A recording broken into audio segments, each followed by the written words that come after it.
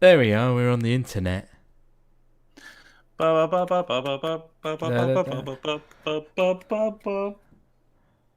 Don't tell stuck your inside. mum. Don't tell your mum. Don't tell your mum that you've been out with your mates.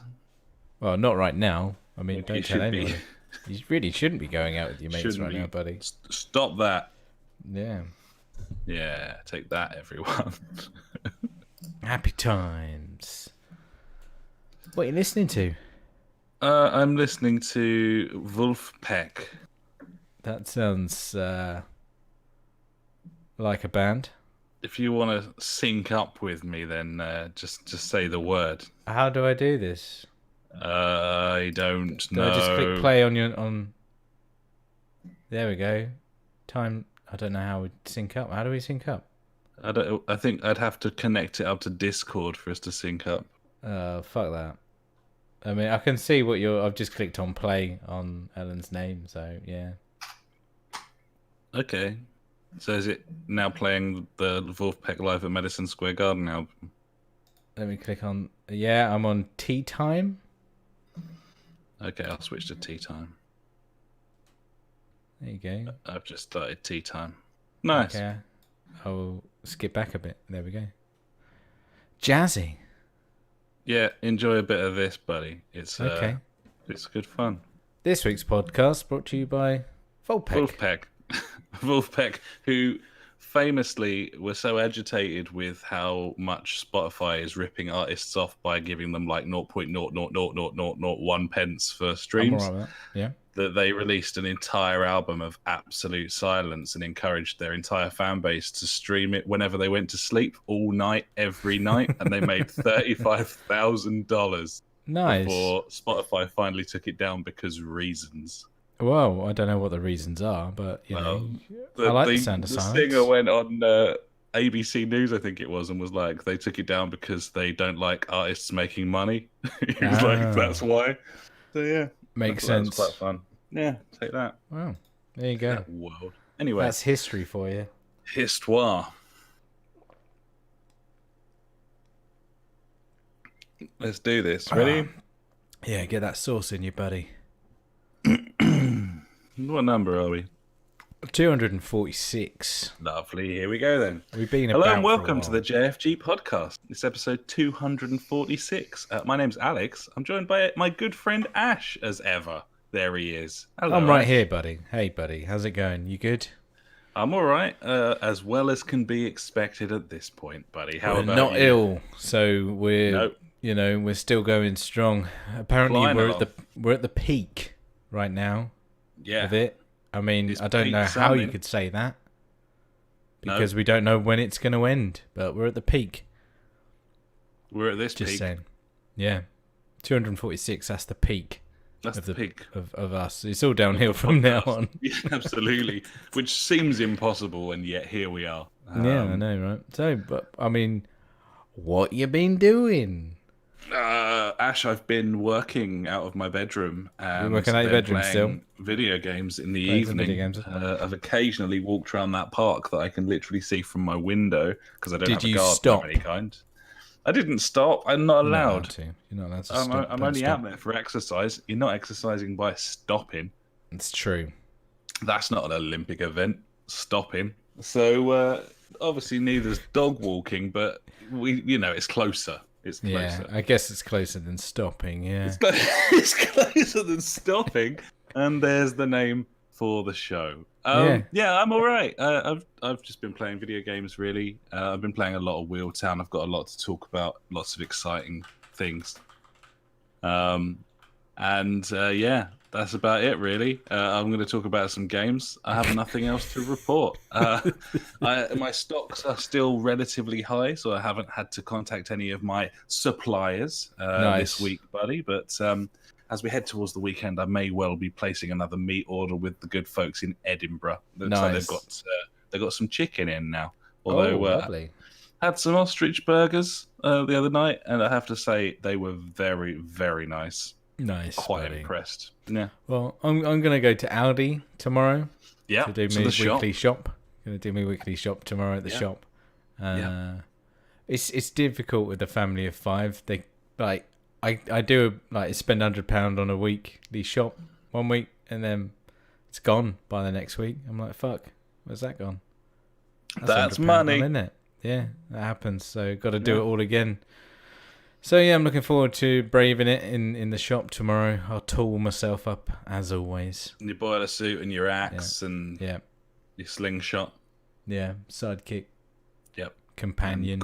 Goggles with windscreen wipers that you operate on a string on either arm, like sort of like mittens where they've got the string on them so the string goes around, but you sort of like a sort of Spider-Man type thing, but it operates little windscreen wipers on your goggles so you can stay hermetically sealed.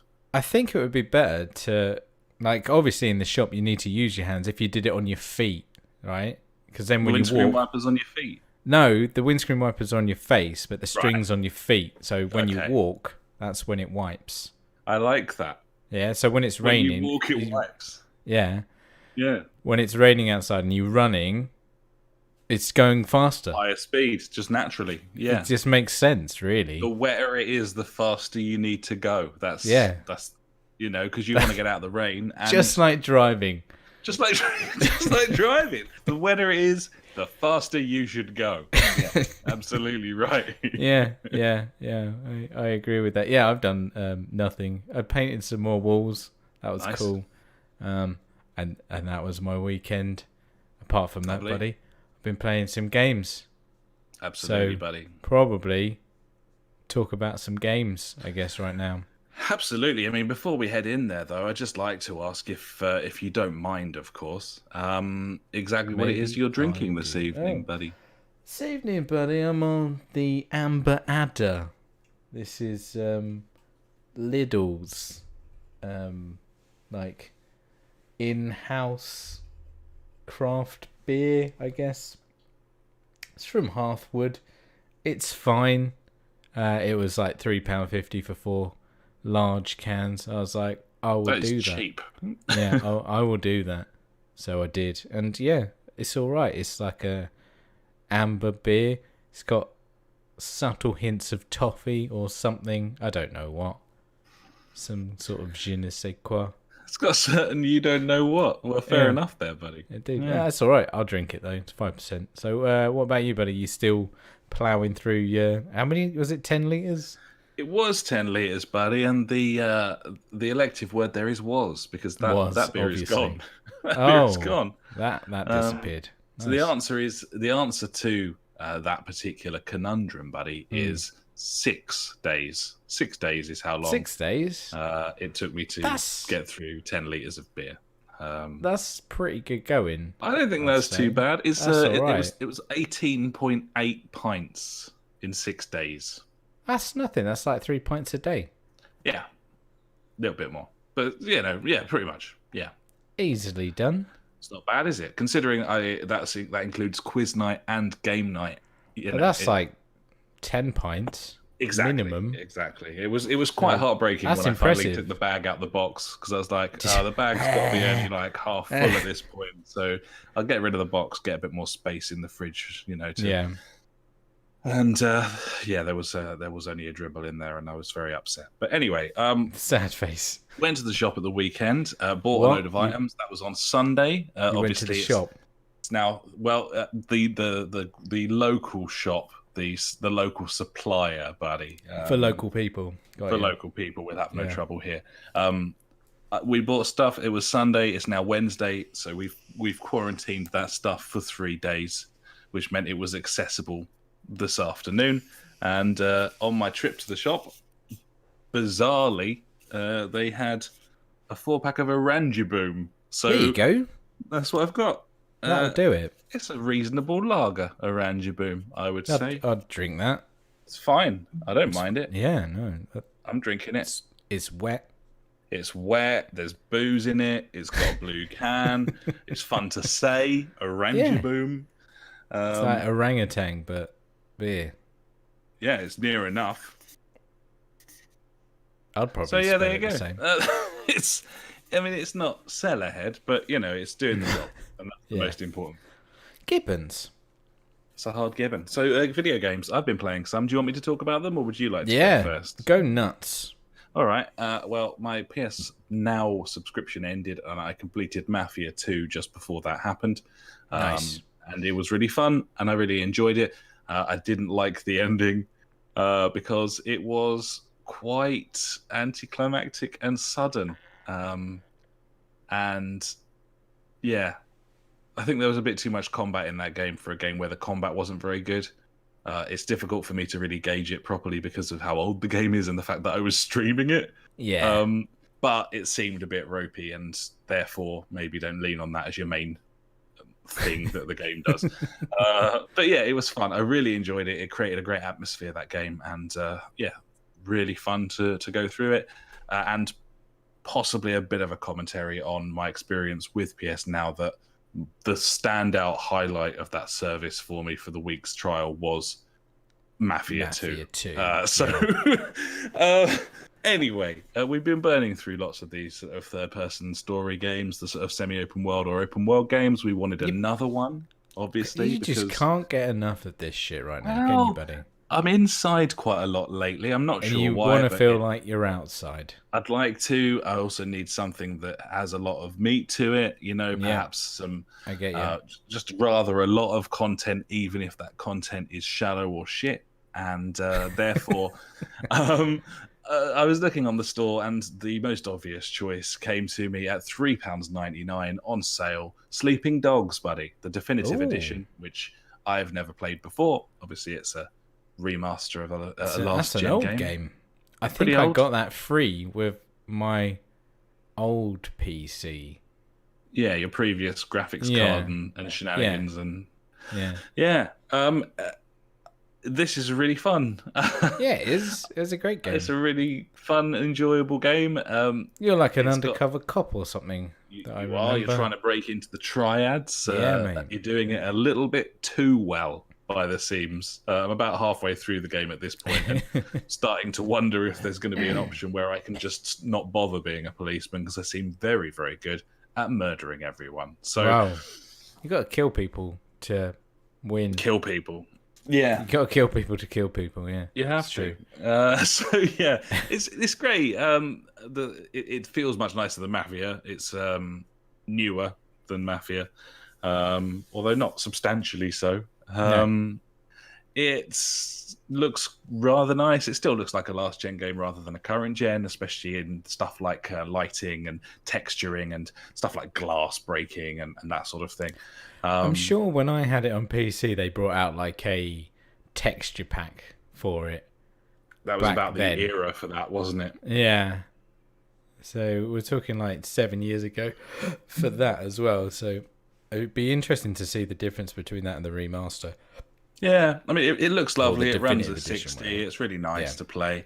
I think that, to be honest, the shooting's pretty decent. The combat's all right. It's like a watered-down version of the sort of your standard Rocksteady stroke Spider-Man. It's early days, I would say. Yeah, it's decent. It's fine. I vaguely remember some QTEs in there.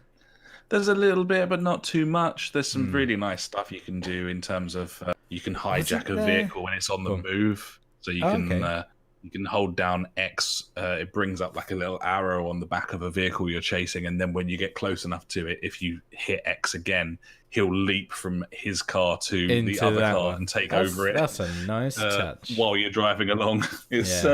It's cool. It's got bikes and stuff. I'm still struggling a little bit with handbrake turns and that sort of thing, but the sense of speed is very nice, and it's well acted. The story's fun. It's nice to be in Hong Kong. It's really different, but it's like a Western take on it rather than a sort of, normally you can only really get that taste of Asia in a video game if it's made a developer from that part of the world. And, this feels far more Western and accessible to me, whilst still having that kind of cool city that you wouldn't normally spend time in a game. Yeah. So all in all, obviously for £4, this is an absolute fucking bargain if you haven't played it. And I'm thoroughly enjoying it, man. It's great. It's great. Nice. Is there like a a security camera mini game or something. I'm trying to remember. Yeah, there's quite a few mini games. They kind of went buck wild on them. I love the mini games, buddy. I'm all about them. It's quite cool.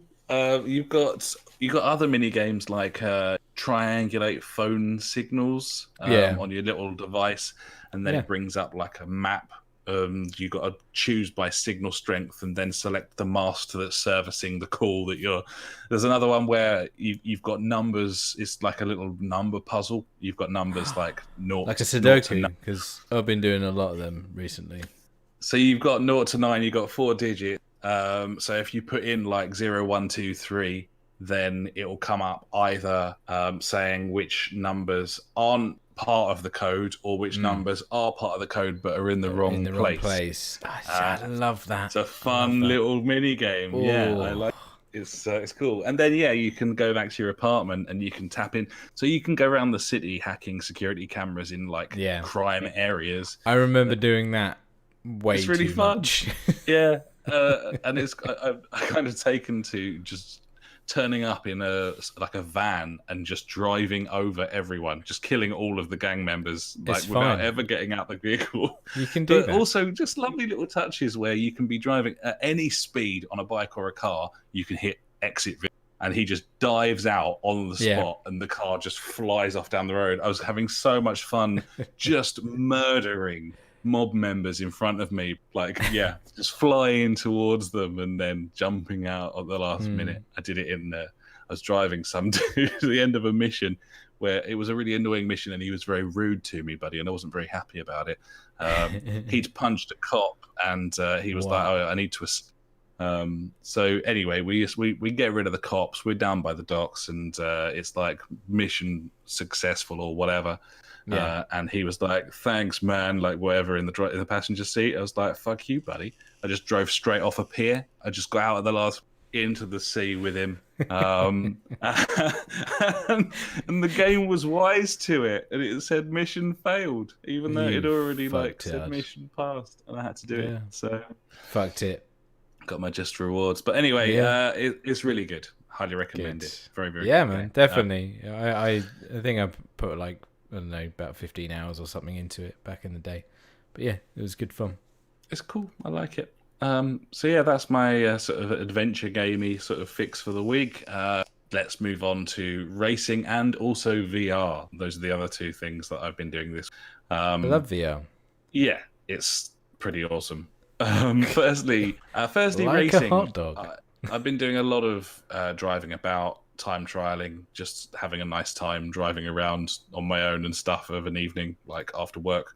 And because I can't drive my real car and I can't go outside, so I'm just doing sim racing instead. And I started actually paying attention to stuff that I was doing. Like I've been watching a lot of geeky, dorky videos because I've been thinking about investing in some more expensive pedal for my wheel, some much better pedals because the pedals that came with my wheel T150 are renowned for being shite. I've kind of been looking at that and it kind of got me into these like videos of how to set up a sim rig, because I don't have a sim rig. I've got a wheel on a stand in front of my sofa, so I've never really considered stuff like how high it should be and that sort of thing. And then I realized how stupid that was, because it's pretty dumb. I've got a wheel stand. What a fucking douche. So I started looking at these instructional videos, and I discovered that not only did my seating position and wheel height and pedal position be completely wrong, but also my point of view is completely wrong. POV in the game, it's my POV. Obviously, I'm if you've got like a sim rig. POV. I bet you fucking have. In a normal sim rig, you're like basically against the screen because it's supposed to be like the windscreen of a car. You're like looking into the world and everything's like 1-for-1 size as to what it would be if you were sitting in a real car. Obviously, I am not against my television, nor am I going to move the sofa forward every time I race because a very heavy couch. Fuck that. And so you get a calculator online for each different racing game, and you put in the size of your television and you put in the distance your eyes are from it, and it calculates the adjustment you should make in game in the camera set. Clever. To give you the correct POV. And At first, it was horrible, Yeah. absolutely horrendous, and I couldn't really do anything or drive anything, and I kept crashing all the time. But that's because I've adjusted and compensated for the POV like dissonance that I've been experiencing for several years. And now I'm starting to snap out of it, and it feels much more real driving. And I'm getting quicker and quicker in my favorite games. So and even when I'm not getting quicker, it feels more satisfying, more real. It's been really fun. So I've been getting a lot of joy out of Assetto Corsa because whilst that game is devoid of all fucking content, the actual driving in it is really good. So you can take a Lotus Elise round the 6 or 7 tracks on that game and have a really good time. I've been playing some P cars as well, which you joined me for a little bit of this the other night. Indeed, but obviously after you talking about your whole point of view, I was like, well, I want to have a slice of this. So obviously, got mine all set up. We used the special calculator. And yeah, exactly as you said, I was like, what is this? I can't see anything. I can't... Where's the side of my car gone? It feels so zoomed, doesn't it? Yeah, it does. But in another sense, it feels like I'm on the track now. Whereas before, you're in this like kind of third person kind of fisheye lens, if that makes sense. I think third person and first person is the best way of describing it. Really, I think so. Especially with the F1 game, I've kind of compensated now, but I've gone into like cockpit view and adjusted my FOV so it's correct. And like the amount that I was like, I went back to my old camera earlier just to test out what had changed in my driving style, and I was missing every apex by like 2 meters. So that's how much we were compensating to hit the bends properly. Mm-hmm. We were basically turning in like maybe half a second earlier than you're supposed to. That affects like the weight of the car, the distribution, like how fast you can get out of the bends, like all sorts. And now I'm 1-to-1 with the road and the car and everything. I'm turning in exactly when it's turning in. I'm hitting every apex. It feels easier. It feels a little bit slower because you've got that zoom, so the sense of speed's down a little bit. Yeah, which nice. sounds like a bad thing, but it isn't. It's it just helps. Just means you can be more accurate, really. Yeah, exactly. And the camber as well. Jesus. Yeah, the hills and everything, like everything, all of that sort of thing. Massive. Because you're lower and closer to it. Like it's a real game changer, man. Like I feel so stupid. I feel very similar to before we switched to like assists off and manual gears. Totally. This feels as big as that to me, maybe bigger in terms of like the enjoyment I'm suddenly getting. I'm just suddenly getting my wheel out like every day because of this. It's only a matter of time before I pick those pedals up, to be honest. Yeah, it will happen. Given. But yeah, I really enjoyed Project Cars 2. It reminded me of how good the driving is in that game. We played some Gran Turismo afterwards, and I was just like, it just felt really arcadey compared to the, I don't know, extreme, P-Cars has got some like meatiness maybe about it. Yeah. It just feels like everything just feels like more powerful and raw, and Gran Turismo just feels, I think I said it when we were playing it, like a bit sort of neutered, a little bit kind of woolly and soft, and that's probably fine. It's more of a controller game, I'd say so. Yeah, it's fun though, like on the wheel, but it also doesn't have proper FOV settings. Gran Turismo, no, it doesn't, which is weird because it's the real racing sim, or the whatever racing sim it's called itself. Yeah, it claims to be like the real driving simulator. And, and to not have the settings to be able to set it up how you want, then surely that's a lie. Yeah, because you could say that they've done that to standardize it and make it fairer, because the idea of that game is that it's supposed to be a sport, so it's supposed to be like, you know, fair, but it's not fair, because all you're doing, if you're not giving people like me the option to set up properly, is making life more difficult for me versus someone who's got a $7,000 setup, sitting in front of a 50-inch telly. It makes it harder for me to compete with them if you don't give me the settings to kind of make those changes. So not that I really want to compete with them. I just want to have fun. But that's you know the what I main mean. thing, buddy. Yeah. So, I don't know if you want to maybe dip into what you've been playing before I move on to VR, because we both played a bit of VR, didn't we? And I've only sure. Been playing some Spider-Man with the kids. They're fucking loving it. My son seems to want to collect everything, so I'm like, have at it, buddy. You go around and collect all the bits and bobs, unlocking all the new skins and whatnot, which is fun. But yeah, it's cool. I hadn't played that game for a week or two. And then going back to it immediately, I was like, "What are the controls?" And normally when a game does that to me, I'm like, "No, I'm not playing this anymore," because my brain just can't remember how to fight bad guys in it. But for some reason, it came back really naturally. Actually, it felt like, oh yeah, this is the button. Oh, that's the dodge button. That's the attack. Oh, this is how I do this. It was really quickly just came back to me. I guess because of like on-screen prompts as well, kind of helps with that. Yeah, so definitely. It does seem like a game that you can put down and just come back to whenever you want, which is pretty good.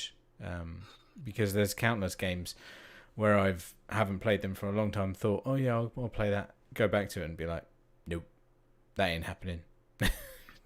It can be tricky, can't it? That game, as you say, it needed to be on point in the control system, because you are flying through the fucking air most of the time. So it's very cool. And the combat's pretty impressive, really. The way that they managed to do the combat, where you can essentially be in the air for like a whole minute. You can just be like off the ground all the time, but you still kind of feel in control of the combat and where you're going and that sort of thing. I still some clatter into a building or fall off something. Yeah, every now and again. Yeah, I had to do like a chase mission. I had to do it like 3 times just because I was rubbish, really, at the end of the day. It's a very cool game. The other game that I've played about 20 hours of this week is Civilization 6, buddy. And if you ever need a game to just, waste time, this is it, really. It's the one. It will sap time in an instant. It's a brilliant game, obviously. I played loads of Civ 5, and so did you. I think a few of our mates as well did as well. I picked this up, I don't know, a year or so ago. I think it was in the Humble Bundle. And barely touched it, and I thought, well, now's probably the time to just get stuck into it. So I did a couple of the scenarios. I raped and pillaged as the Vikings, which was good fun.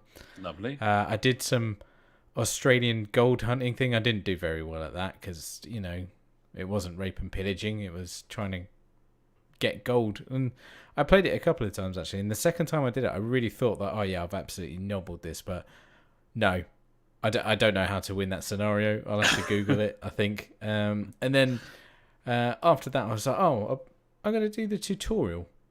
Just see, because there's like all the trade routes and stuff are different in this one from what I remember of the previous one.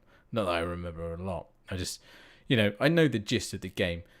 Build stuff, advance things, make things bigger, and you're good. So I went through the tutorial. As I think it was Cleopatra, and there was a couple of things that I learned or that I'd forgotten about the game and how to do things. I set up all my trade routes. That's how you get roads in this one. I'm pretty sure in the previous ones, like, you had workers to build roads. Yeah, you did, definitely. So in this one, you use your traders. They go off on their. Well, I had little camels, which was nice, and they build roads while they're going there. So you can you can trade with all other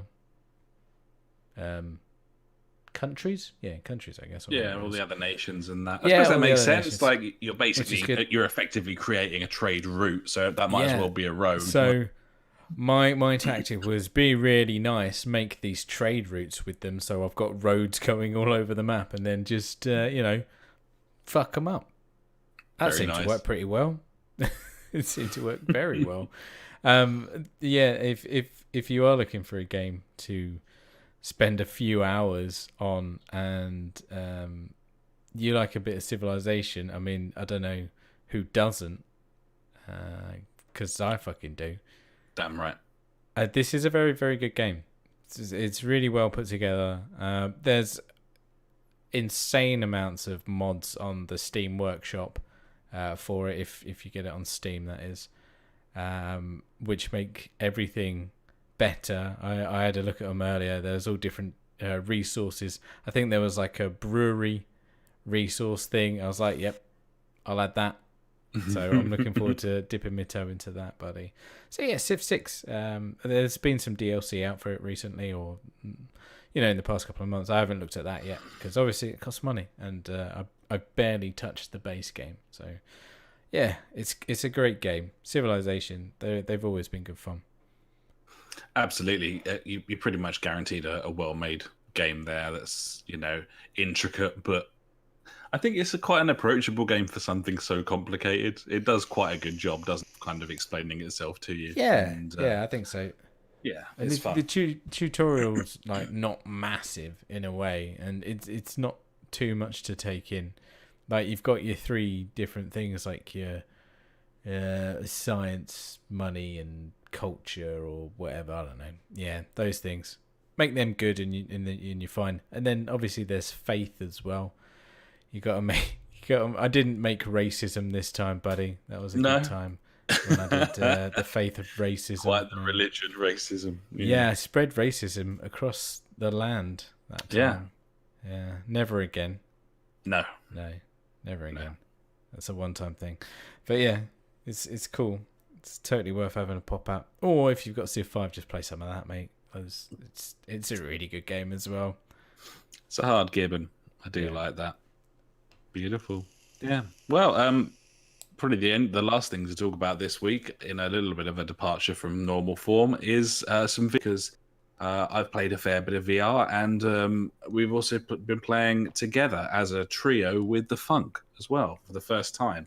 So I must say, this week has probably been the most that I've played like games with you for I don't know how long. It's true. I just want to say I've really enjoyed it, buddy. It's been great. Yeah, we Monday night Wheeltown. We had Tuesday night VR. Tonight is pod night. And game night just around the corner. It's like olden times. It's pretty great. It's pretty great. Yeah. Making the most of the lock-in. That's how it goes. We've been meaning to play VR as a trio for ages, to play some Star Trek Bridge Crew. Indeed. Before we did that, I was playing a little bit of Blood and Truth. Just a quick reminder of what a wonderfully fun experience that. Good. It's really good. It's it's sort of like a rails shooter, really, but there's a lot more going on than that. In terms of your options for movement, it's kind of got its own cover system. It feels quite sort of comedy authentic in a sort of Lock, Stock-esque kind of way. Yeah. The only things that I'm not too sure on in that game is the ladders and the swinging stuff where comedy, you have to use your hand. Yeah, it's comedy, but also that's the bit that is really jarring.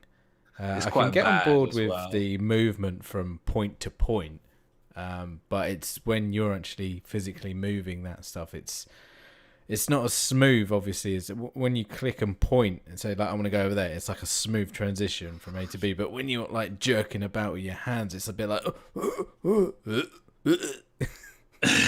it can be borderline chunder. It's close. I think VR gaming is like a bit of a muscle that you have to cultivate as well, to a degree. Because I haven't played any for quite some time, probably sort of 6 months or so.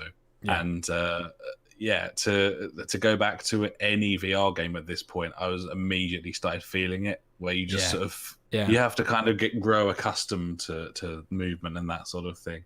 The odd jerk here and there. Exactly. Yeah, and some jankiness. But yeah, anyway. That's really fun, but the main event, the reason we wanted to play as a 3, was Star Trek Bridge Crew, which we've all had for ages, but just never got around to getting together to play it, and we finally did. What did you make of it? Because obviously this is the first time you'd ever played it, whereas I've tucked in with the funk before and stuff. What did you think overall? So I loaded it up and had like a quick 2-minute tutorial on how to be a helm. Which I'm glad I did before we went in and started as a trio, because otherwise I would have been like, oh, what is this? It's not too difficult. I worked out what all the buttons do, how to move the ship around. The controls for the ship are... I think I'd prefer it just as a controller, but obviously you're in VR. You want to be moving your hands around, making silly gestures. So you have to use like the fucking touch screen in front of you. You've got like a tablet kind of style thumb knob. You know when you play a game and you press it with your thumb, you've got a stick that appears on the screen. So you got one of them racing game on your phone where you've got the sort of pretend analog sticks. But in virtual reality, so you're moving your virtual hand onto the virtual screen, and you've got to wibble this fucking knob around. Yeah. So that's like your up, down, and spinny. Then you've got on your left hand side, you've got your speed. You can whack that up or turn it off, and then you've got a fucking, I don't know, throttle thing to pop into, warp, and what's the other one? Like immersion? Impulse, there you go, that's the thing. And then slap bam in the middle, you've got like your radar kind of thing. You can see what's around you. It's really nice, actually. You can like click on things on the radar, then it highlights it in the actual world. So yeah, to be honest, like I really enjoyed being the helmsman. And for like 5 minutes of that night, I ended up being, what was it? I don't know. The engineer. Yeah, that was boring as fuck. Yeah, I think if you're playing as a 3 and you've got that spare, like if the AI is going to control anyone, then it might as well be the engineer, because from the captain's chair, you've got 6 commands, and that is basically the engineer's entire job. So you can just look over there and be like, repair everything, which obviously we had to do quite a lot because mistakes were made. Or, you know, like more power to engines, more power to shields, and that sort of thing. I'm sure it's fun enough for that person doing that role as a group, the whole grand scheme of things. But yeah, it's not quite like flying the thing, shooting at shit, or sitting in the captain's chair. It's probably the weakest of the 4, I would say. It was an interesting game because obviously, straight off the bat, we're being absolute idiots, like waving about, playing trombones and God knows what up, doing like air drumming, and obviously trying to touch our fingers together, but you can't. You can't touch your own hands. You can't touch your own hands. You just want to touch your own hand. Yeah, you just want to touch your own hands, but you can't. But then suddenly, it's like when we start doing the missions, we all got like super serious. It was weird.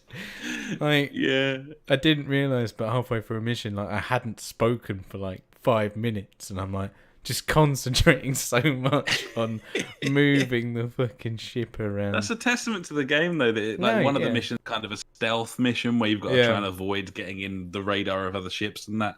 And it is tense, isn't it? Because you feel like you're more invested in it than a normal video game. So it's very clever. It's essentially what you're doing, as you say, is working an iPad. You're sitting all together in a virtual realm working iPads. But it's weird. Like that doesn't sound like the ingredients for a good video game experience, but actually it's fantastic. I think being the helmsman was really fun, actually, to be honest. When we got into like dogfights with Klingon invaders, or what they called, war beasts, or I don't know what they are. Birds of prey. There you go. Warbirds. And those birds. Big tits. Yeah. And chaffinches. Yeah. getting to grips with maneuvering it. So like I was popping around trying to like move left and right and up and down to try and keep with them, and they'd fly off and then do like an incredible handbrake turn or whatever and come back at us. So I'm there like trying to do a handbrake turn, like going full pelt and then slamming on like the reverse and like shifting it to the right to try and turn it quicker and stuff. Yeah, no, it was really good. It was super silly, but a hell of a lot of fun. I felt like I did an all right job. It was okay. Yeah, well, I think our roles were probably slightly easier. I was just like saying, do this, do that, and you were just flying about. But like Funk had to fire the weapons and scan shit and teleport people and disrupt systems. And like, luckily, he'd had a go during the day, so he was the only one of the three of us that knew what he was doing, really. And it works out pretty well. Rather considering. Handy. Yeah, no, it was a really good game, and it's a lot of fun to play with your buddies, be it messing about or actually taking it seriously. So yeah, I'd like to see what other like co-op VR games we've got that we could have a mess about in as well. To be honest, it'd be cool. Absolutely. There's that Firewall 0 Hour, is it? Yeah, there's that, isn't there? There's a few shooters. There's a few racers. I think Drive Club is multiplayer. I don't know if the VR servers are still on. I know the actual main game servers are.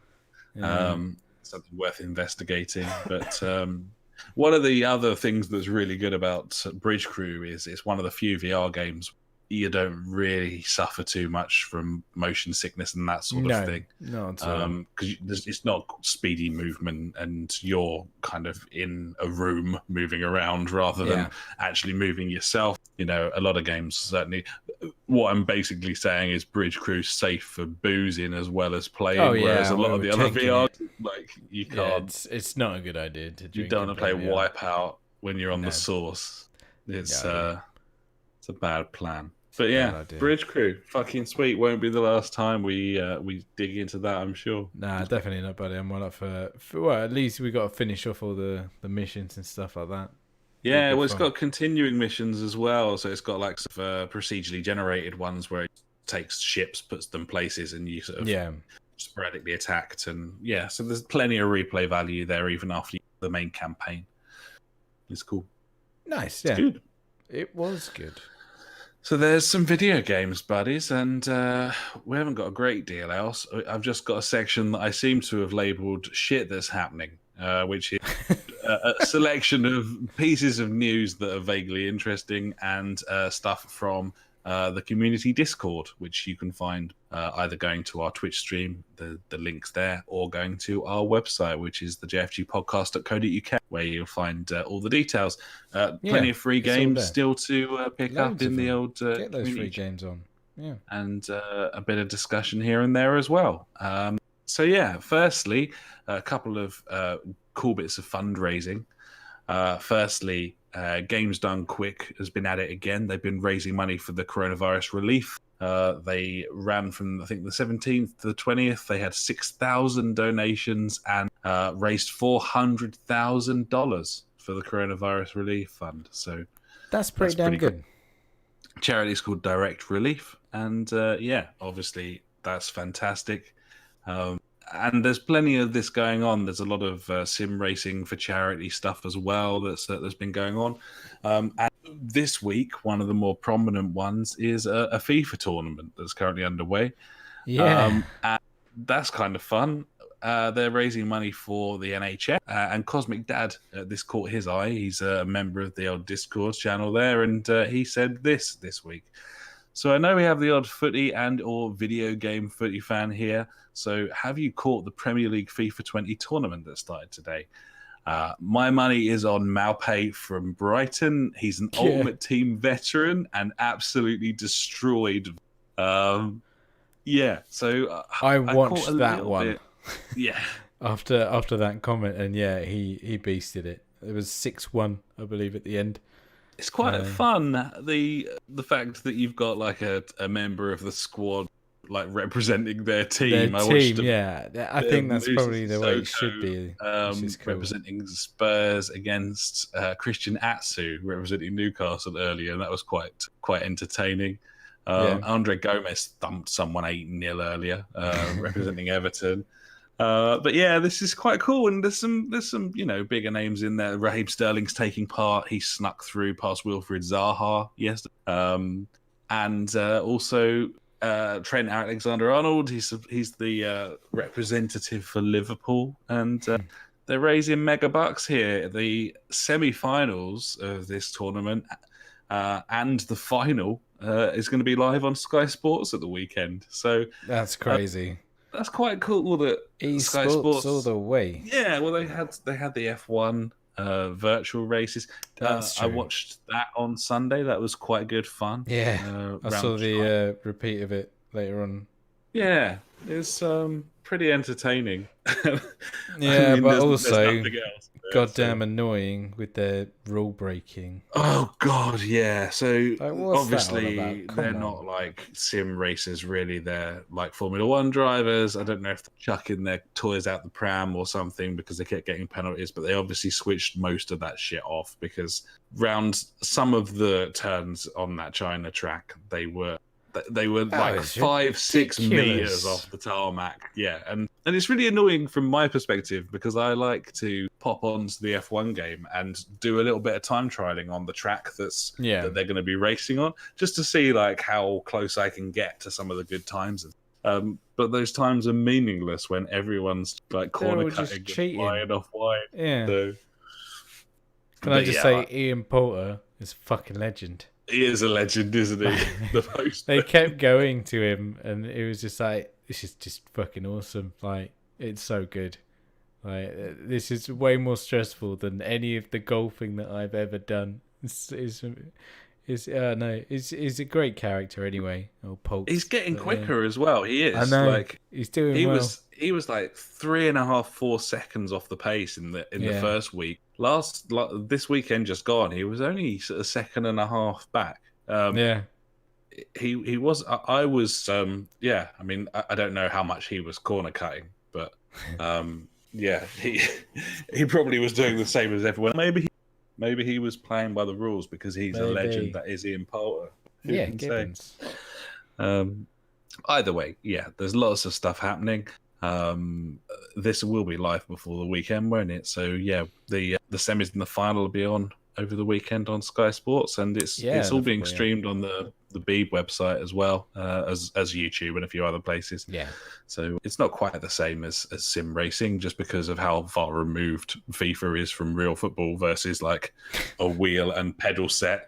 Either way, it's cool. I like it, and kind of makes me want to buy FIFA as well because getting pretty sick of PES and it's bullshit.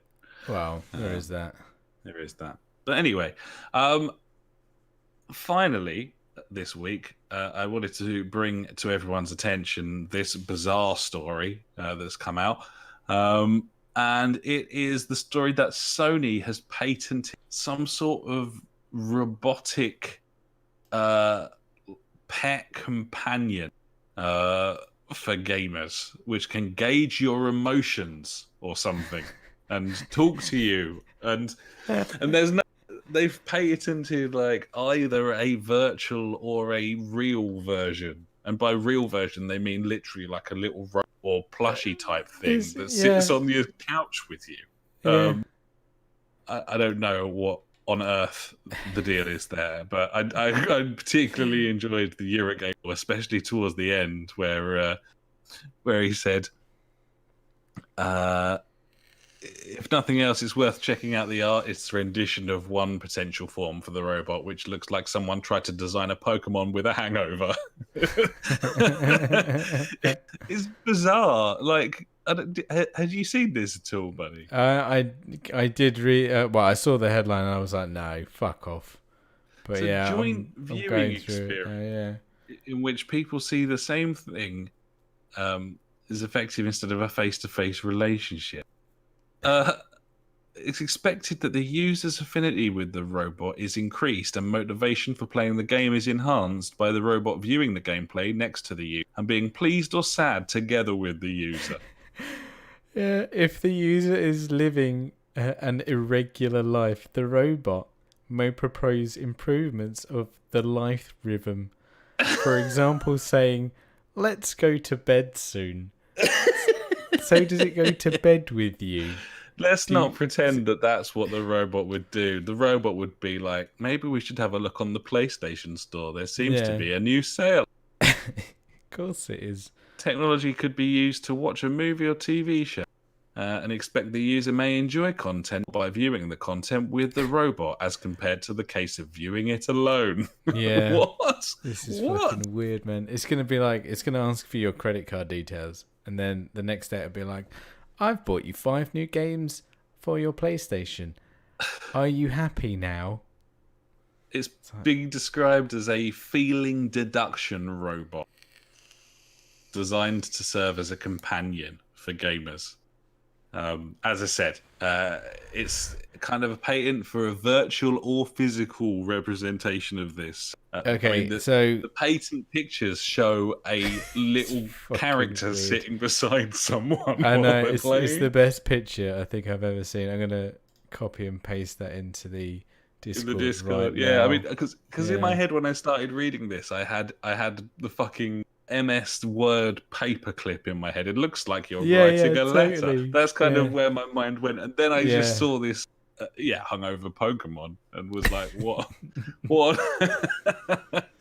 This as well, look. Well, Sony envisages the robot being able to participate in the game as a virtual player and virtually operate the opponent team, which may result in the robot appearing to be sad if it loses a match. What? I don't know. I don't know either, buddy. It's very confusing. Does it vibrate? Has it got some sort of pocket that I can put my dong in? Yeah, I mean, can I fuck it is the first question everyone thought of. Yeah, and if I do fuck it, will it keep that quiet or will it bring it up? Like, will it be encourage more? Oh dear. Yep. Can I give it different voices? Yeah. Yeah. The Eurogamer article mentioning the weird kind of discord of emotions if this thing like celebrates each time you stab someone in like The Last of Us 2 or something. It's you did it. Well done. Oh my anyway, God.